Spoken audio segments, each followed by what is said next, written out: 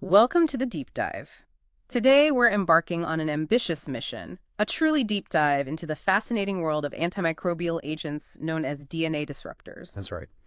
Our goal is to unravel the intricate science behind sulfonamides, quinolones, and nitroimidazoles, understanding their origins, how they fundamentally work, their broad applications, and the constant challenges they face in our fight against bacterial infections. Yeah. Think of this as your shortcut to mastering this complex but crucial corner of pharmacology, gaining the kind of deep, nuanced understanding that truly sets elite professionals apart. Okay, let's unpack this. Indeed.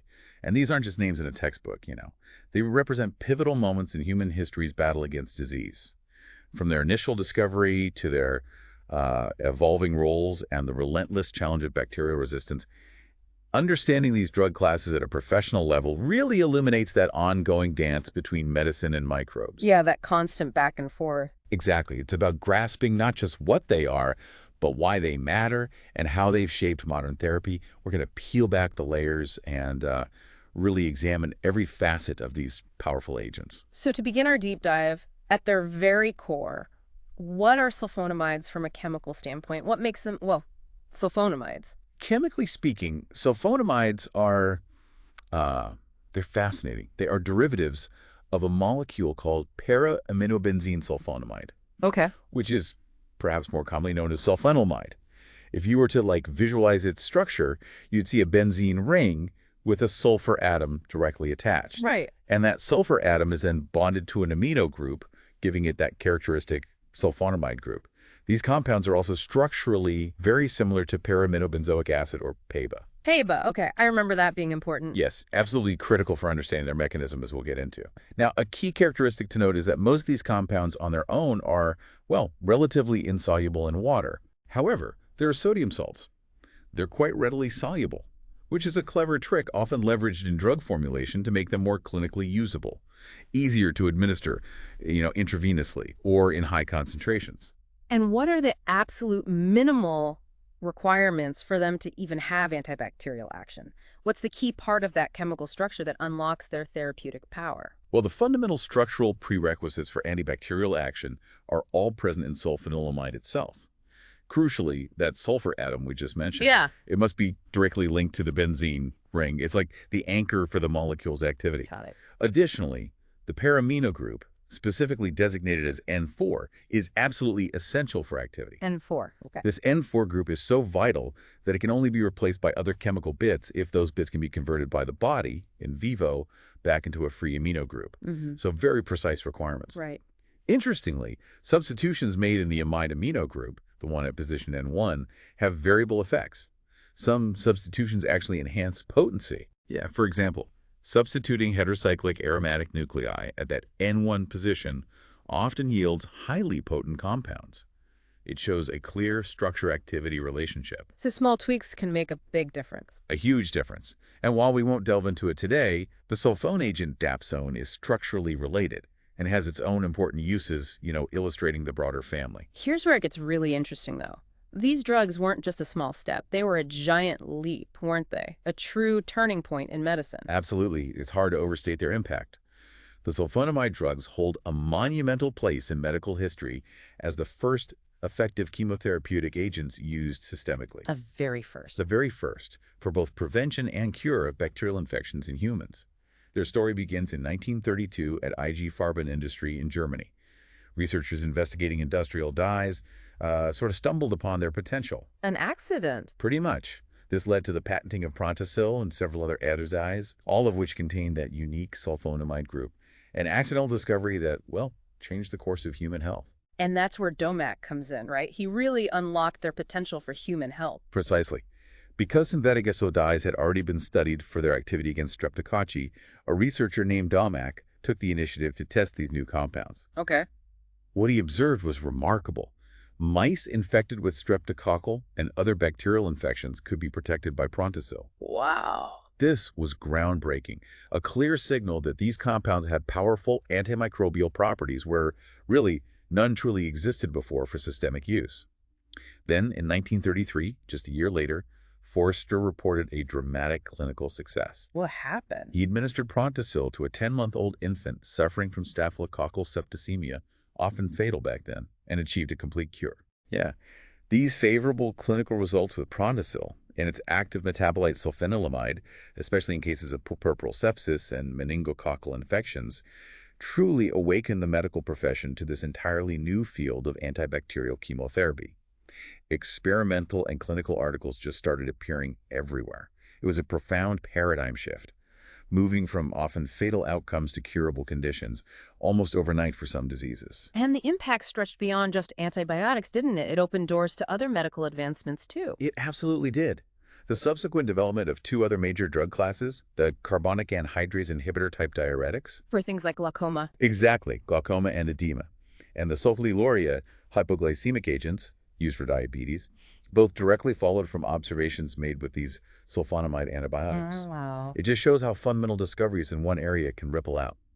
This initial discovery of Prontosil's value earned Domak the Nobel Prize in Medicine in 1938, a testament to its profound impact. So penicillin didn't completely eclipse them then? Well, the advent of penicillin and other antibiotics later certainly diminished their initial widespread usefulness as standalone agents for sure.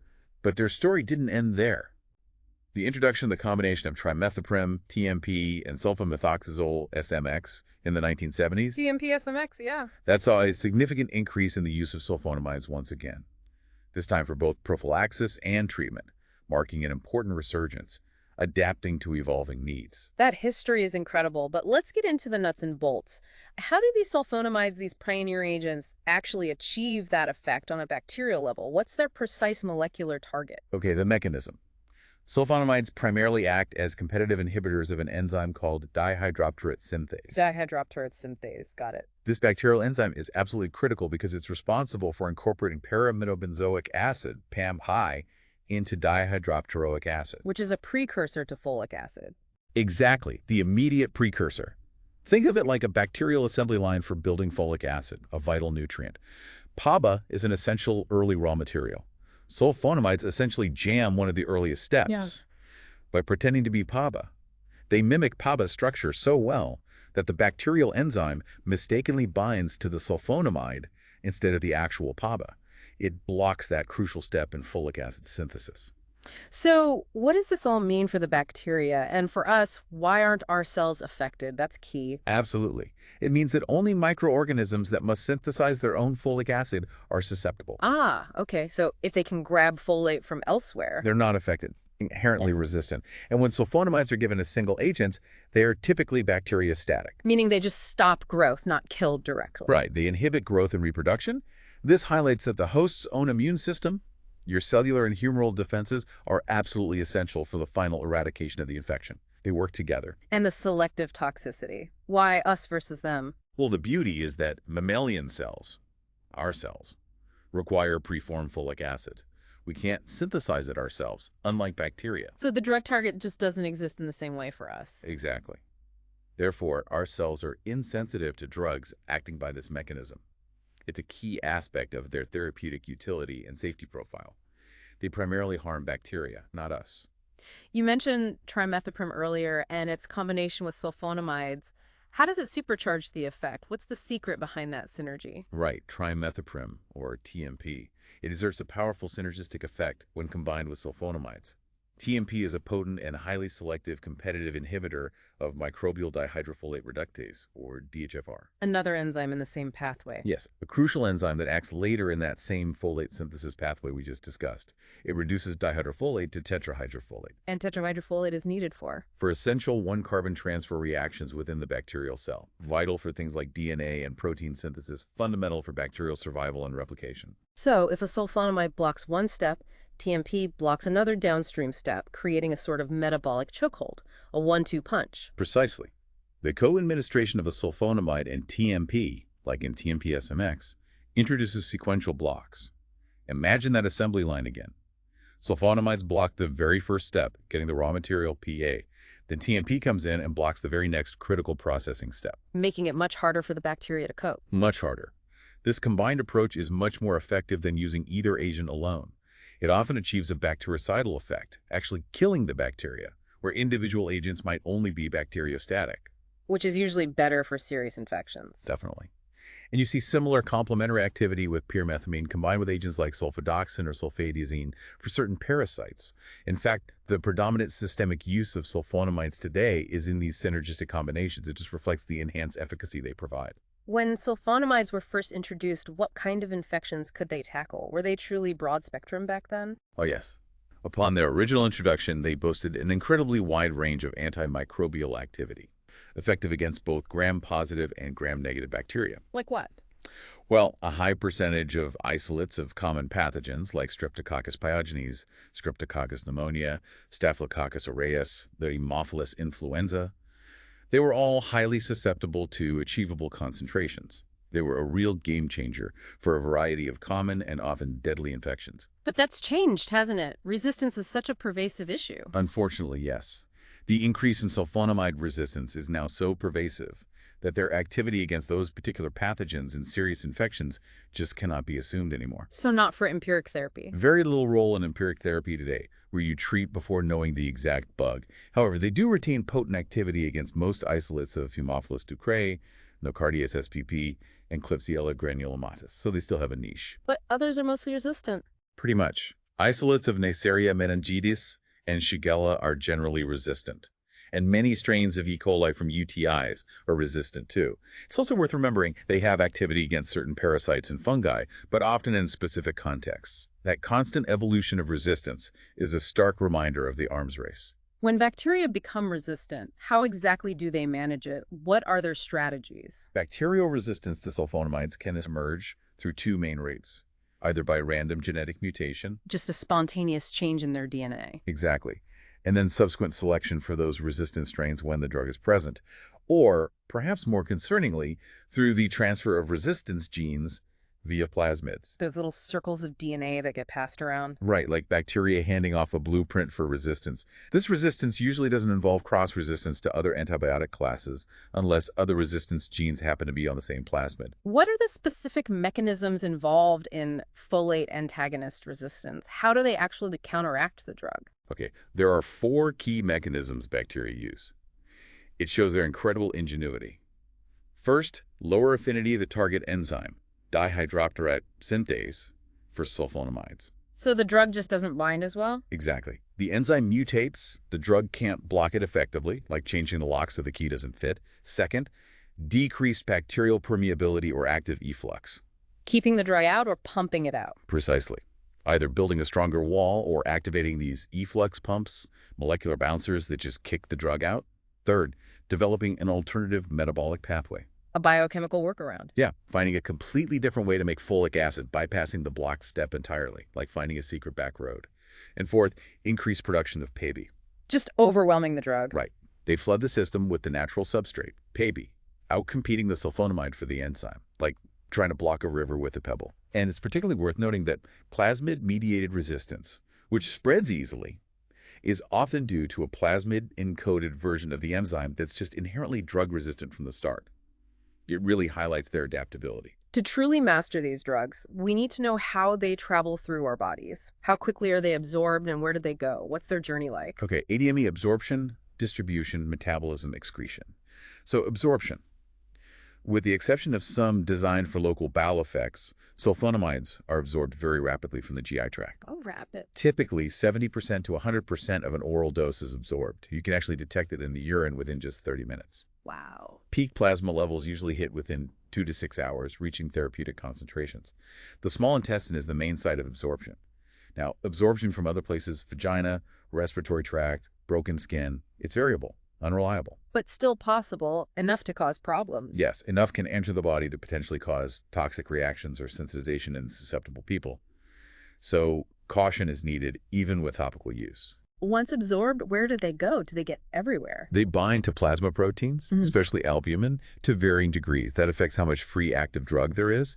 But yes, they are widely distributed throughout virtually all tissues. So they can reach most infection sites? Generally, yes. They readily enter body fluids like pleural, peritoneal, synovial, ocular fluids. Concentrations there can be 50% to 80% of blood levels.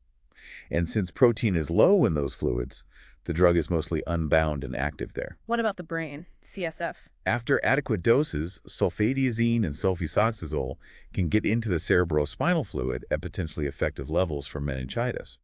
But again, resistance is such an issue now, they're rarely used for that today. All right. And a critical point, sulfonamides readily cross the placenta. They reach the fetal circulation. Concentrations in fetal tissues can cause both antibacterial and toxic effects. Very important for pregnancy considerations. Definitely. How are they broken down and eliminated? Primarily metabolized in the liver. The main product is the N4-acetylated sulfonamide. And that metabolite is still active? No, unfortunately, it has no antibacterial activity, but it does retain the toxic potential of the parent drug. So it can still cause side effects even though it's not fighting bacteria? Exactly. Sort of ghost in the machine. Elimination is partly unchanged drug, partly these metabolites. The largest fraction goes out in the urine. So the half-life really depends on kidney function. And the crystalluria issue? Yes, that was a historical challenge, especially with older ones. They weren't very soluble in acidic urine, leading to crystals forming in the urinary tract, potentially damaging the kidneys. Small amounts also get out in feces, bile, milk, other secretions. Let's get into the specifics of some individual sulfonamides. How do they differ? Okay, let's look at a few key ones. Understanding the nuances is crucial. First, sulfoxazole, rapidly absorbed, rapidly excreted. So quick in, quick out, extensively down to plasma proteins. High urine concentrations, you said. Yes, significantly exceed blood levels, may even be bactericidal there. Historically useful for acute UTIs. And its acetyl form is tasteless, good for kids, often used in combo with erythromycin for pediatric otitis media. Okay. What about sulfamethoxazole, SMX? Very similar structure to sulfoxazole, but it's absorbed and excreted slower, longer half-life, around 11 hours. Also used orally for systemic and UTIs historically.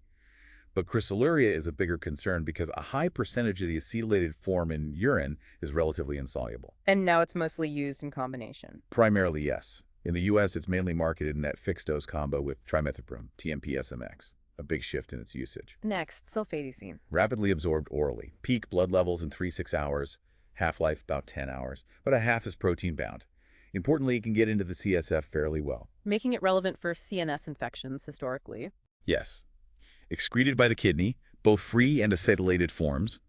Alkalinizing the urine speeds up its clearance, which helps prevent crystals. Adequate fluid intake, aiming for at least 1.2 liters of urine output daily, is crucial. Or using sodium bicarbonate if needed. Then sulfadoxine. Sounds different. Very different. It has a particularly long plasma half-life, 7 to 9 days. Days. Wow. Yeah, allows for once-weekly dosing. Not marketed in the U.S. anymore, but its combo with pyrimethamine is a WHO essential medicine. For malaria. Yes, for prophylaxis and treatment, especially methylquine-resistant Plasmodium falciparum. But its use is limited now due to severe reactions, like Stevens-Johnson syndrome and emerging resistance. Shows the complex risk-benefit even for essential meds. And the topical one, sulfositamide. Right, is an N1-acetyl derivative. Remarkably high aqueous solubility, not much more than sulfadiazine. That makes it great for topical use, especially eyes. Ophthalmic infections. Exactly. High concentrations aren't irritating, penetrate well into ocular fluids.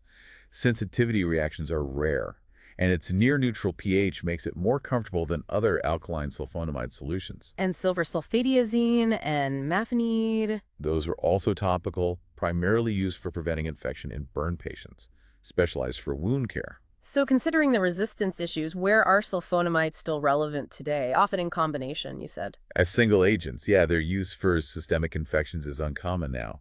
Resistance is just too widespread for most things. What about for UTIs? Do they still have a role there?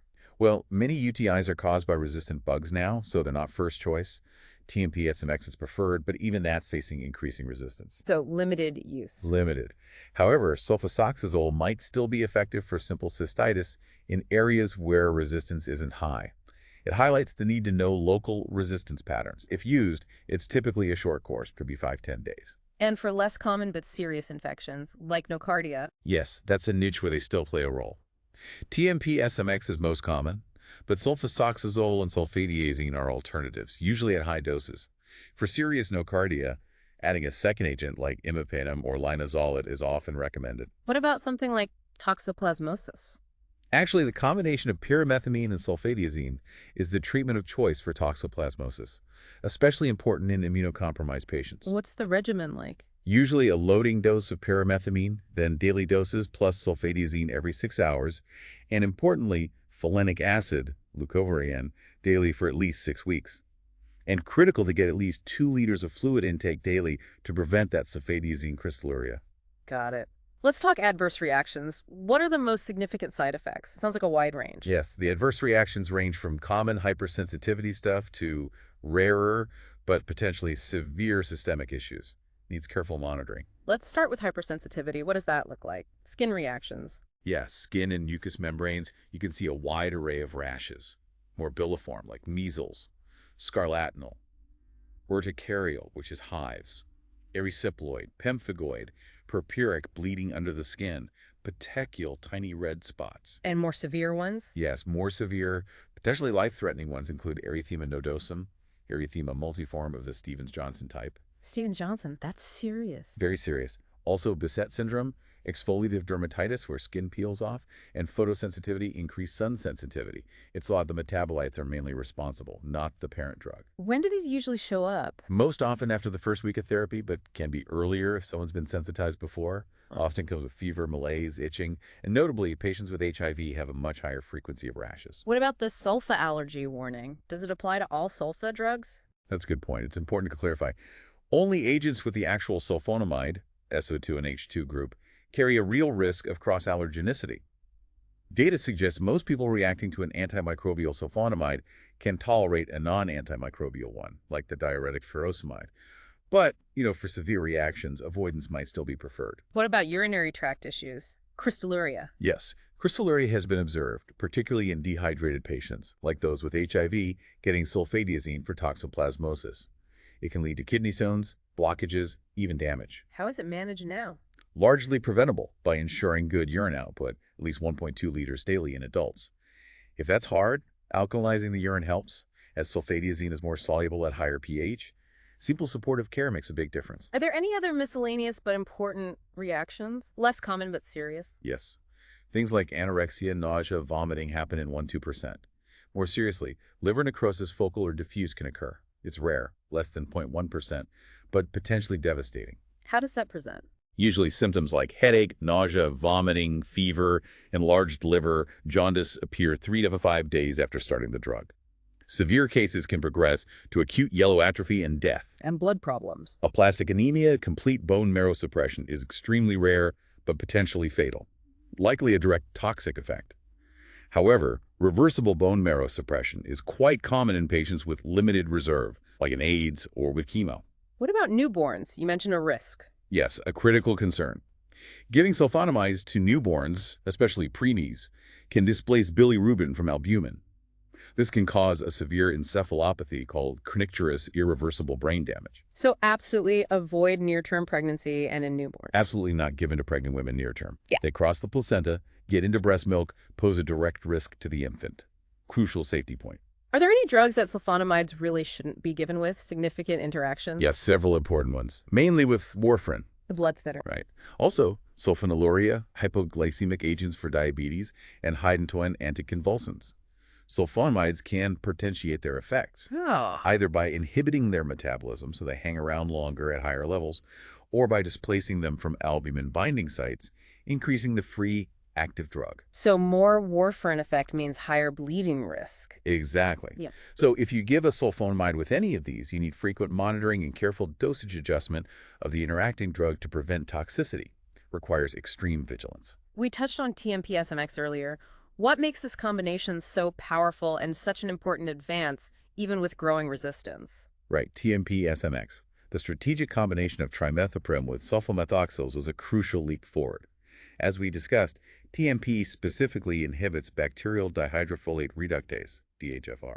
The enzyme downstream from the sulfonamide target. Exactly, in the very same essential biosynthetic sequence, creating that powerful 1–2 punch. In much of the world, this combo is known as cotrimoxazole. Is TMP used alone much? It is available as a single agent in some places, but its primary impact in widespread systemic use really comes from this synergistic pairing.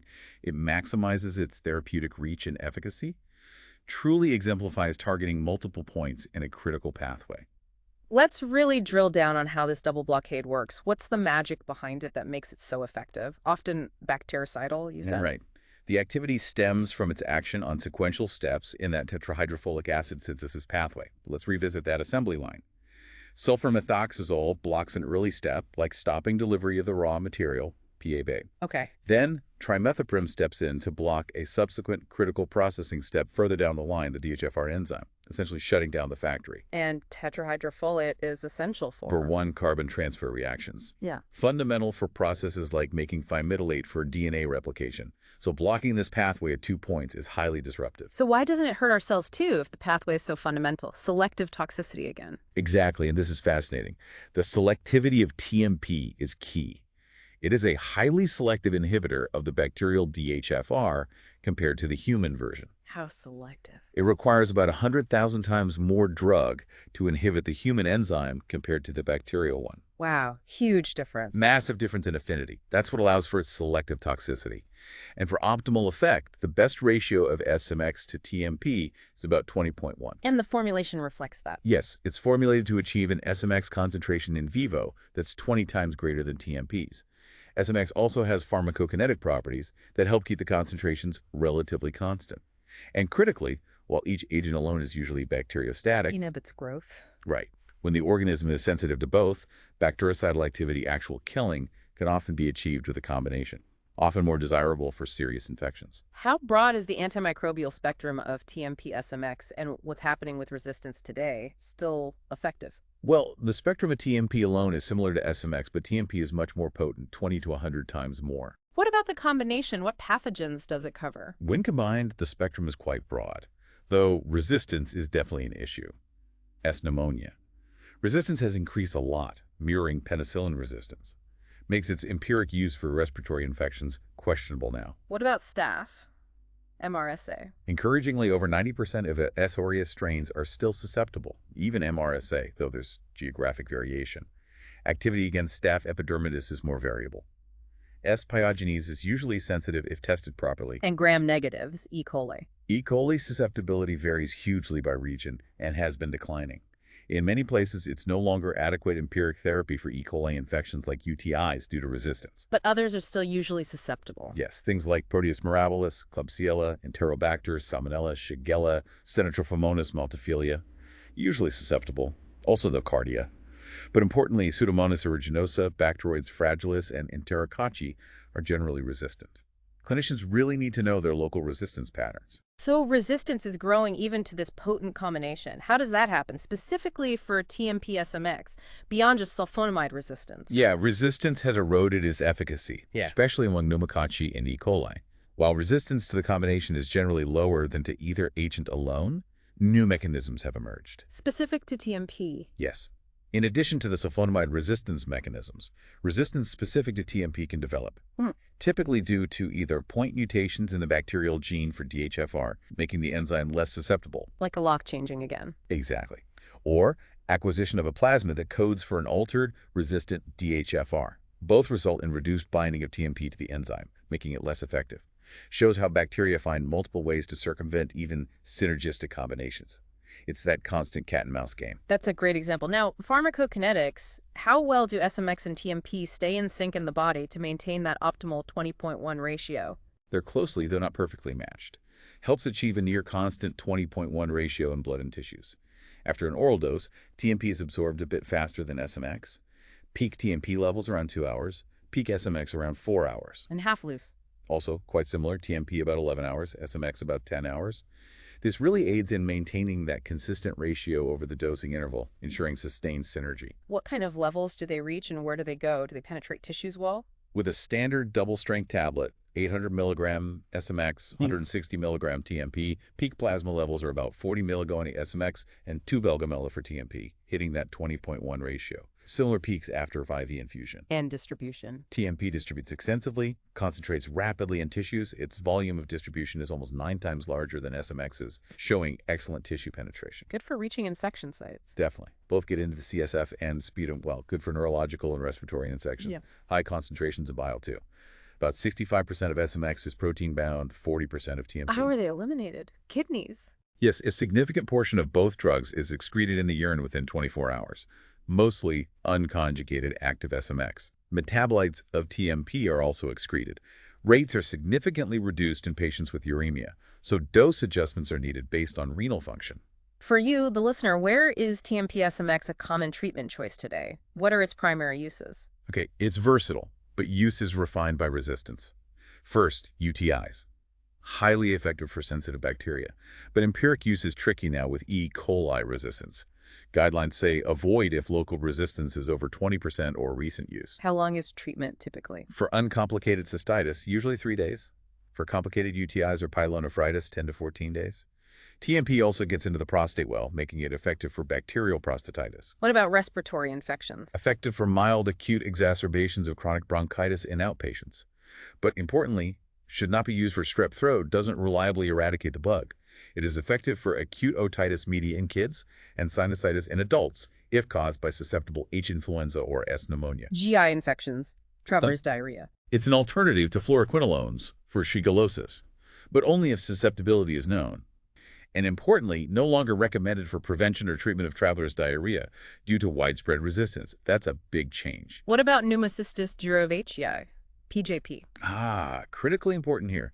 High-dose therapy is highly effective for PJP, especially in immunocompromised patients like those with HIV. High dose needed. Yes, specific mg/kg dosing, and often given with adjunctive corticosteroids if the patient has significant hypoxemia. Also, prophylaxis with TMP-SMX, often lower doses daily or several times weekly, is highly effective in preventing PJP in HIV patients and others with conditions like neutropenia or organ transplants. Lower doses mean fewer side effects, too. MRSA, community-acquired stuff. Yes, with the rise of community-acquired MRSA, TMP-SMX has found a role as an adjunct to incision and drainage for complicated abscesses. Helps clean things up. But not for invasive MRSA. Generally considered less effective than standard therapy for invasive stuff like bacteremia, has its limits there. And miscellaneous infection. Nocardia infections can be treated, though failures occur. Maybe a substitute for doxycycline combo and brucellosis sometimes. Used for Stenotrophomonas, multifida, and parasites like Cyclospora and Isospora. Also used for toxoplasma prophylaxis in HIV, and alternative for active toxoplasmosis treatment. Given it's a combination, does TMP-SMX carry all the risks of sulfonamides and then some, an amplified risk profile? Indeed. TMP-SMX definitely extends and can amplify the toxicity profile of sulfonamides, adds potential adverse effects, needs careful monitoring. What does that mean for blood-related issues? Hematological reactions can be significant. Various anemias, coagulation problems, granulocytopenia, even a granulocytosis, which is severe. Purpura, Hinoxian line purpura, hemoglobinemia, needs blood count monitoring. And for the skin, worse than sulfonamides alone. Yes, unfortunately. TMP-SMX reportedly causes up to 3 times as many skin reactions as sulfasalazole alone. So rash is a significant concern, common reason to stop the drug. Can range from mild to severe. What about effects on the liver or kidneys? Unique issues. Mild transient jaundice can occur. Looks like allergic cholestatic hepatitis. Kidneys. Permanent impairment can sometimes happen in patients with pre-existing renal disease, mainly due to SMX crystalluria. Again, liberal fluid intake is key. You mentioned something about creatinine levels. Right, an interesting point. Serum creatinine can increase without a true drop in GFR with high doses. This is because TMP inhibits creatinine secretion in the tubules, not necessarily kidney damage itself. Important distinction for interpreting labs. Also, hyperkalemia, high potassium can occur because TMP resembles potassium-sparing diuretics. Needs electrolyte monitoring. Is there a particular patient population at higher risk for side effects? Patients with HIV.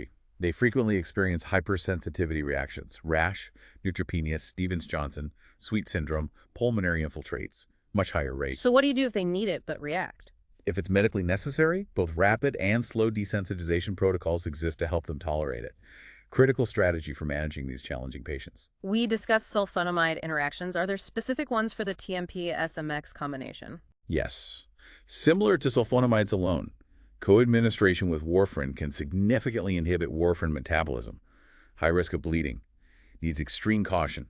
Frequent INR monitoring. Other concerns. Caution with agents that increase potassium or suppress bone marrow, especially with high-dose TMP-SMX effects, can be additive.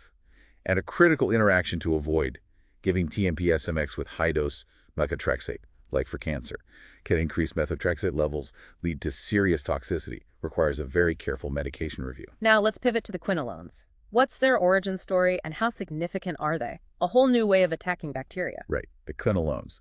The very first one, nalidixic acid, was an interesting discovery back in the 60s, isolated as a byproduct during chloroquine synthesis. Kind of anti-malarial. Yeah, nalidixic acid was used for UTIs, but the real game changer came later, mid-80s, with the fluorinated quinolones, the Right. fluoroquinolones. It's Cipro. Exactly. Agents like norfloxacin, ciprofloxacin, levofloxacin, they were a huge therapeutic advance, broad antimicrobial activity, and crucially, highly effective after oral administration for lots of different infections. That was revolutionary for outpatient treatment. But there's a darker side to their story, isn't there? I remember hearing about some being pulled from the market. Highlights the challenge of drug safety. Here's where it gets really interesting and frankly serves as a vital, sobering lesson in drug development and post-market surveillance. Due to potentially fatal side effects, not fully appreciated initially, many quinolones sadly had to be withdrawn. Which ones? What kind of side effects? Well, lomfloxacin and sparfloxacin, pulled for phototoxicity, severe sun sensitivity, and QTc prolongation, a heart rhythm issue. Gatafloxacin systemiforms, withdrawn due to causing both low and high blood sugar. Temofloxacin led to immune hemolytic anemia. Trovafloxacin, hepatotoxicity, liver damage. Grepafloxacin, cardiotoxicity. Clenofloxacin, phototoxicity again. Wow, quite a list. And these were found after they were already being used. Yes. In all these cases, these severe side effects were discovered during post-marketing surveillance. It highlights the critical importance of ongoing drug safety monitoring. It wasn't just a regulatory issue. It was a profound learning experience about long-term drug safety. So what's the status now for the ones still on the market? As a result, the FDA has issued new, significant warnings for the fluoroquinolones still being marketed, calling attention to their toxicities and recommending against their routine use in uncomplicated infections like simple UTIs or bronchitis. Underscores the need for careful risk-benefit assessment, reserving them for more serious cases where benefits clearly outweigh risks. Crucial for professional prescribing. Given these powerful effects and known risks, how do quinolone antibiotics actually work inside a bacterial cell? What do they target? They target two critical bacterial enzymes, DNA gyrase and topoisomerase A. Enzymes dealing with DNA. Exactly. These enzymes are absolutely essential for managing DNA structure during replication and transcription, fundamental processes for bacterial survival and division. They're like the master mechanics of bacterial DNA. How do the two targets differ? Is there specialization? Yes, there is, which contributes to their broad spectrum. For many gram-positive bacteria, topoisomerase CV is the main target. What does that do? It's crucial for separating the interlinked daughter DNA molecules after replication. So each new bacterial cell gets a complete, separate chromosome. Without it, division fails. And for gram-negatives? For many gram-negatives, DNA gyrase is the primary target. Gyrase introduces negative supercoils into the DNA. Why is that needed? It helps combat the excessive positive supercoiling that naturally occurs during DNA replication, letting the DNA unwind and be copied without tangles. Think of gyrase as molecular scissors and tape breaking, passing, resealing DNA. The quinolones inhibit this process. Oh! Often acting as a drug metal complex, they inhibit gyrase-mediated DNA supercoiling at very low concentrations. It correlates well with the concentrations needed to inhibit bacterial growth. It literally gums up the works bacterial DNA management. So like sulfonamides, is there selective toxicity? Or do they pose a risk to our own DNA processes? Yes, there is selective toxicity, thankfully. That's paramount. Eukaryotic cells, our cells, don't contain DNA gyrase. Okay. And while we do have a similar type 2 DNA topoisomerase, quinolones inhibit this human enzyme only at much, much higher concentrations, typically 100 to 1,000 times higher than needed for bacteria. So they're much better at hitting the bacterial target. Exactly. That significant difference in required concentration forms the basis of their selective toxicity, allows them to disrupt bacterial DNA without severely harming human cells at therapeutic doses. A remarkable feat of molecular discrimination. When fluoroquinolones first hit the scene, what pathogens could they fight? Did they live up to the hype? Oh, initially they were incredibly potent bactericidal agents against most gram-negative pathogens. Things like Proteus, E. coli, Klebsiella, Salmonella, Shigella, Enterobacter, Campylobacter. So a big deal for those infections. Huge deal. They really expanded effective treatment options, especially for bugs resistant to older agents. And their oral bioavailability was revolutionary for outpatient treatment. And how has resistance affected that broad coverage? Has the arms race caught up? As with TMP-SMX, yes. Resistance has, unfortunately and continuously, eroded their coverage. especially among E. coli and Proteus. Meaning? Meaning in some regions, fluoroquinolones may no longer be reliable for empiric therapy due to high resistance rates, for instance, gonorrhea. Used to be treated with quinolones. Yes, a standard therapy. But resistance increased so much they're no longer recommended in most countries for empiric treatment. A classic example of a powerful drug becoming clinically obsolete for certain infections due to resistance. What about other challenging bacteria, like Pseudomonas or Staphylococcus? Still effective there. Ciprofloxacin and levofloxacin still have enough activity against Pseudomonas to be used systemically, important for severe infections like hospital-acquired pneumonia or in cystic fibrosis. A newer one, delafloxacin, also shows in vitro activity against Pseudomonas, but clinical experience is limited so far. And staph, MRSA. Fluoroquinolones generally have good in vitro activity against staph, but they're notably less active against MRSA.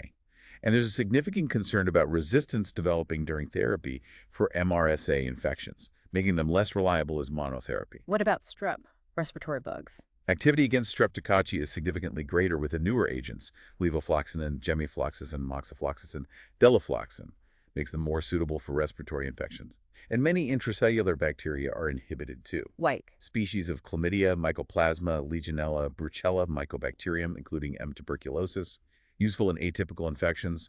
Cipro, afloxacin, levo, moxi have activity against non-tuberculous mycobacteria too.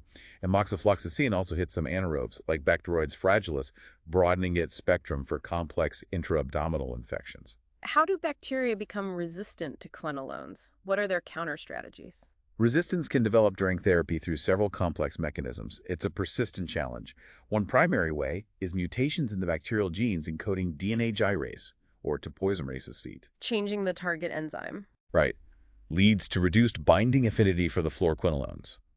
The drug doesn't stick as well, less effective, like the key not fitting the lock properly anymore. Other ways. Other factors include mutations that ramp up efflux pumps. Pumping the drug out. Exactly. Molecular vacuum cleaners. Or reducing the expression of porin channels, the entry points for quinolones through the outer membrane, stopping the drug from getting in. And plasmids?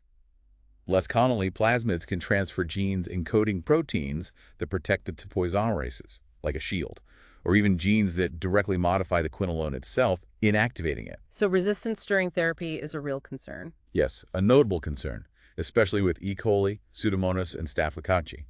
Requires careful monitoring, sometimes changing treatment. Testament to the evolutionary pressure we exert. How quickly are quinolones absorbed and where do they distribute? That oral absorption is a big plus. Most are remarkably well absorbed orally. A huge convenience, often substitutes for IV, allowing easier outpatient treatment. Peak serum levels usually within 1 to 3 hours. And distribution. Do they get into tissues well? Yes, high volume of distribution. They spread extensively throughout tissues. Concentrations in urine, kidney, lung, prostate, stool, bile, and even inside immune cells like macrophages and neutrophils are often higher than serum levels. That's good for reaching specific infection sites. Very advantageous. Food might slightly delay peak time, but usually doesn't affect the total amount absorbed much. Can generally take with or without food. Important note, though, many are detected in breast milk. Potential for exposure in nursing infants. How are they eliminated? Mostly kidneys. With the notable exception of moxifloxacin, yes, most are cleared predominantly by the kidneys. Meaning dose adjustments needed for kidney failure. Absolutely. Dosages must be carefully adjusted in patients with renal failure to avoid drug accumulation and potential toxicity. Let's look at some key individual quinolones. What makes them unique? Yeah, the nuances are crucial for clinical use. Norfloxacin, not available systemically in the U.S., less potent gram-negative activity than Cipro. Low serum levels limit it mainly to UTIs and GI infections. Short half-life. Ciprofloxacin. Widely used. Good oral bioavailability, around 70%. Dosed orally or IV, usually twice daily. Half-life about 5 hours. Extended release available for once daily. Still a cornerstone for many serious gram-negative infections, including Pseudomonas. Afloxacin, levofloxacin. Levofloxacin has slightly better gram-positive activity than Cipro. Big development was isolating the active isomer, levofloxacin. Even better anti-strep activity, hence the respiratory fluoroquinolone name. Both have excellent bioavailability, oral and IV doses are equivalent. Easy switch. Levo is dosed once daily, afloxacin twice. Moxifloxacin. Improves further on levo's gram-positive potency, especially S. pneumonia. Also has expanded anaerobic activity, but importantly, substantially less active against P. aeruginosa than Cipro or Levo. Big difference there. Crucial distinction. Moxie is well absorbed, oral IV equivalent, half-life about 12 hours, once daily dosing. It undergoes hepatic metabolism, and importantly, less than a quarter is excreted unchanged by kidneys. Doesn't achieve high urine concentrations. So not for UTIs. Correct. Not recommended for UTIs. Critical point that distinguishes it. Gadafloxacin, gemifloxacin. Similar spectrum to Moxie, enhanced gram-positive poor Pseudomonas, less active than Moxie against B. fragilis. High bioavailability, mostly renal elimination. Gadafloxacin, as we said, no longer available systemically in the U.S. due to toxicity, though an eye drop form exists. And the newer one, delafloxacin. Notable for potent activity against staph, including MRSA. MICs are much lower than levo for most S. aureus. Gram-negative activity, including Pseudomonas, similar to levo. Available 5E and oral. Mixed renal and non-renal elimination. Flexible for kidney impairment. Promising for skin infections. So considering all these properties and resistance, where are quinolones currently used? What are their main applications today? Okay, broad uses, but more nuanced now due to safety and resistance. UTIs. Still a mainstay for upper and lower UTIs, often more effective than TMP, SMX, or oral beta-lactams. But guidelines now suggest reserving them for complicated cystitis or pyelonephritis if possible, to conserve them and minimize side effects. Moxifloxacin, remember, not for UTIs, treatment duration usually short, 3 days for uncomplicated cystitis, 5-7 for uncomplicated pyelo. Prostatitis. Norfloxacin, Cipro, Afloxacin, Levo all get good levels in prostate, effective for prostatitis from sensitive bacteria, often used for 4 to 6 weeks if TMP SMX fails. Important alternative. PDs. No activity against syphilis. Have in vitro activity against chlamydia and H. ducreyi. Afloxacin or levofloxacin for 7 days is an alternative for chlamydia. Not all quinolones work reliably. Gonorrhea. Resistance is too high now. Ceftriaxone is first line. Delafloxacin failed in trials for single-dose gonorrhea therapy. Chancroid, H. ducreyi, can be treated with 3 days of Cipro. GI and abdominal infections. Norfloxacin, Ciprofloxacin, Levo for 1-3 days, can shorten traveler's diarrhea. But prophylactic use is discouraged now due to resistance and side effects. Cipro and afloxacin can cure typhoid fever, Salmonella typhi, treat bacteremic salmonella and HIV, clear chronic carriers. Important. Avoid quinolones for Shiga toxin-producing E. coli diarrhea can worsen outcomes. For intra-abdominal infections, Supolivo plus metronidazole or Moxie alone might be used if susceptibilities allow. Respiratory tract infections. Newer ones, Levo, Moxie, Gemi, Dila, have excellent activity against S. pneumonia, H. influenza, atypicals like Legionella, Mycoplasma, so frequently used for community-acquired pneumonia. Cipro and Levo also used for P. aeruginosa exacerbations and cystic fibrosis, and in combo with beta-lactams for hospital-acquired pneumonia with high resistance risk. Bone, joint, and soft tissue infections. Chronic osteomyelitis is tough, needs long therapy, weeks, months. Resistance development, especially in S. aureus, is common. Combo of fluoroquinolone plus rifampin is an option for early prosthetic joint infections. Levo, Moxie, Dila are approved for skin soft tissue infections, but generally reserved for complex cases like diabetic foot infections where broad spectrum is needed. Other infections. Cipro and Levo used for anthrax prophylaxis, effective for tularemia and plague. Levo and Moxie used in multi-drug regimens for multi-drug-resistant TB, atypical mycobacteria, MEC, and AIDS. Also, quinolones used for prophylaxis in neutropenic patients decrease gram-negative bacteremias. Crucial role there. Given the breadth of use and past concerns, what are the most important adverse effects? Seems like a complex profile. Yes, the adverse effect profile is significant. Crucial to be aware of these, especially with the FDA warnings. Let's start with GI issues. Common, 3-17% of patients. Mild nausea, vomiting, abdominal discomfort. Critically, fluoroquinolones are now a leading cause of C. difficile colitis. Driven by resistant C. diff strains. Exactly. Can lead to severe diarrhea, serious complications, a major public health concern. What about nervous system effects? Also common, 1-11%. Mild headaches, dizziness, insomnia, anxiety. Rarely, more severe stuff like hallucinations, delirium, seizures, especially if also taking the theophylline or NSAIDs. Patients with epilepsy are at higher risk. And the neuropathy. Yes, more recently recognized as rare causes of peripheral neuropathy, nerve damage in hands, feet, and possibly optic neuritis. In some cases, unfortunately, irreversible. A big part of the FDA warnings. And muscles and joints. Tendon issues sound serious. Musculoskeletal effects are indeed a serious concern. Joint pain, arthrologists reported, but tendon rupture or tendinitis, most often the Achilles, is a recognized serious adverse effect. Risk is higher in people over 60, those also taking corticosteroids, and solid organ transplant recipients. Needs careful patient selection and monitoring. What about kids? The cartilage concerns. Early animal studies showed potential cartilage damage.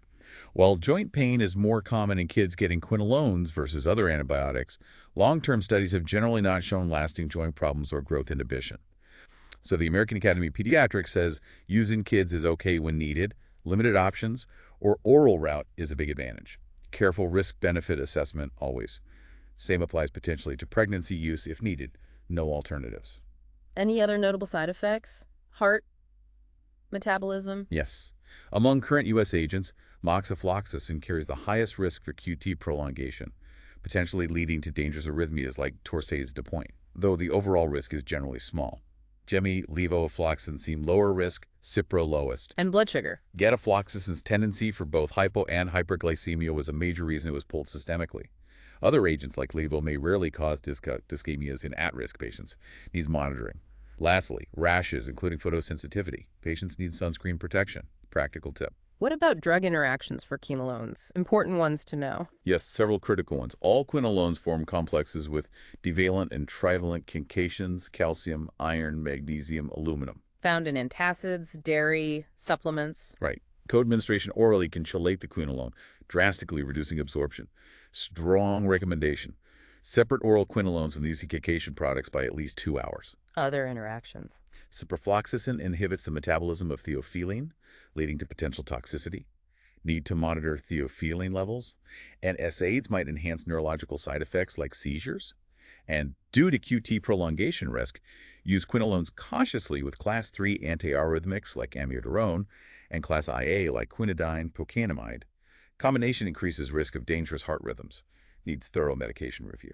Finally, let's explore the nitroimidazoles, specifically metronidazole. What sets this class apart? Seems more targeted. Right. Metronidazole and its cousin tinidazole are the main nitroimidazoles active against anaerobic bacteria and certain parasites. We'll focus mostly on metronidazole's antibacterial activity today. Where else is it discussed? Well, a full dive on both, including antiparasitic uses, pharmacokinetics, full adverse effects, is usually in specialized infectious disease resources. Its use for H. pylori is in GI pharmacology and for inflammatory bowel disease in other specific contexts.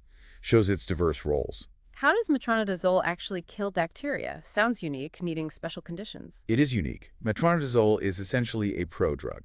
Meaning it needs to be activated. Exactly. It's inactive as administered.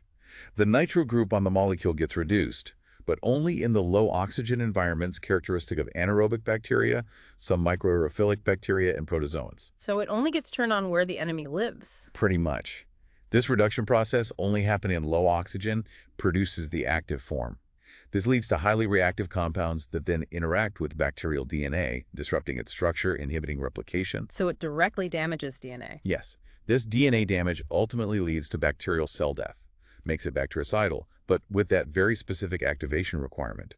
A targeted weapon activated only by its anaerobic foes. What kind of bacteria does it target then, given that low oxygen requirement? It has excellent activity against most anaerobic bacteria. Important ones like bacteroids, common in intra-abdominal infections, Clostridium, including C. difficile, Fusobacterium, Peptococcus, Peptostreptococcus, Eubacterium. What about others? Less active against Gardnerella and Helicobacter. And importantly, gram-positive anaerobes like Actinomyces, Propionibacterium, Lactobacillus are typically resistant. So it has a very specific niche. Yes. Its selective spectrum makes it invaluable for infections where anaerobes are key players. Abdominal, pelvic infections, dental abscesses, places where these organisms thrive. And what about resistance to metronidazole itself, a growing concern like the others? Acquired resistance among normally susceptible organisms is thankfully uncommon. That's a major advantage, contributes to its continued utility. But it can happen. How? When it does occur, the mechanisms are complex, not fully understood. But in bacteroids, resistance has been linked to specific genes called NIM genes, nitroimidazole resistance genes. Where are these genes found? Can be on the bacterial chromosome or on plasmids, meaning they could potentially spread. These NIM genes seem to encode a nitroimidazole reductase enzyme. What does that enzyme do? It converts the 5-nitroimidazole, like metronidazole, to a 5-aminoimidazole. This conversion essentially stops the formation of that reactive nitrosa group needed for killing, neutralizes the drug's effect, a specific enzymatic pathway for resistance. Where is metronidazole a go-to option in clinical practice? Common uses? Dosages? It's relatively inexpensive, offers excellent efficacy against a broad range of anaerobes. Typical doses are 250, 500 milligrams, twice or 3 times daily. Can be given IV or orally, offering flexibility. Often used in combination. Yes, frequently. Because many infections are polymicrobial, with both aerobic and anaerobic bugs. So metronidazole is often given with other agents for comprehensive coverage, like with a quinolone or beta-lactam for intra-abdominal infections. Can you give us some specific examples of its uses? Absolutely. Commonly used as part of prophylaxis for colorectal surgery to prevent post-operative infections hitting those bowel anaerobes. Used as a single agent to treat bacterial vaginosis. What about H. pylori, C. diff? Yes, it's a key antibiotic in combo regimens for H. pylori. For C. difficile, it was historically used for non-severe cases, but vancomycin or fidaxomicin are now preferred due to better efficacy. However, Yes. for patients with fulminant, life-threatening C. diff, IV metronidazole is still given, but critically, in combination with oral vancomycin to maximize efficacy, hitting it from both systemic and gut lumen sides. Any key facts about its elimination or interactions? Worth noting, it primarily undergoes hepatic elimination, broken down by the liver. It's an inhibitor of certain CYP enzymes, so significant drug interactions are possible, notably with warfarin. Need careful INR monitoring. And prolonged use can lead to peripheral neuropathy. Significant adverse effect to counsel patients about. Hashtag tag outro. So, what does this all mean for you, the listener, aiming for that elite professional understanding? We've journeyed through the incredible history and intricate mechanisms of sulfonamides, the powerful synergy of TMP-SMX, the double-edged sword of quinolones' broad spectrum but complex side effects, and finally, the targeted precision of nitroimidazoles against anaerobes. It really is a testament to human ingenuity in fighting these microscopic threats, isn't it? Yeah. But also a stark reminder of that ongoing arms race with bacteria, a challenge that constantly demands our adaptation and, well, our ingenuity. Absolutely. And what's truly fascinating here is how each class, despite its unique mechanism, its unique history, contributes profoundly to our understanding of chemotherapy. We've seen how resistance forces us to constantly reevaluate, adapt our strategies, push the boundaries. It's not static knowledge? Not at all. Understanding these specific mechanisms, inhibiting folate synthesis, targeting DNA gyrase, it isn't just academic. It's the foundational bedrock for informed clinical decisions, for managing that complex interplay of efficacy and side effects, and for driving future treatments. It's the difference between just using a drug and truly mastering its application. This raises an important question one professionals constantly grapple with. As bacterial resistance continues to evolve, what might the next generation of DNA-disrupting antimicrobials look like? Good question. Will we see novel ways to target these same essential pathways, maybe with even greater specificity, or less susceptibility to current resistance? Or will completely new strategies emerge from our deeper understanding of bacterial biology, moving beyond traditional models? Or perhaps thinking about personalized medicine. Exactly. How might personalized medicine further refine the use of these powerful agents, tailoring treatments to individual profiles or specific bacterial strains to really maximize impact and minimize those adverse effects we talked about, optimizing the fight? It's a dynamic field, antimicrobial pharmacology, constantly evolving. The stories of these drug classes just highlight that continuous need for cutting-edge research, unwavering vigilance against resistance, and the critical importance of a nuanced, deep understanding for anyone aiming to truly master the fight against infectious diseases. The battle is definitely far from over. Far from it. And understanding these foundations is your key to contributing to its future. Thank you for joining us on this deep dive. Until next time, keep digging for knowledge and pushing the boundaries of what you know.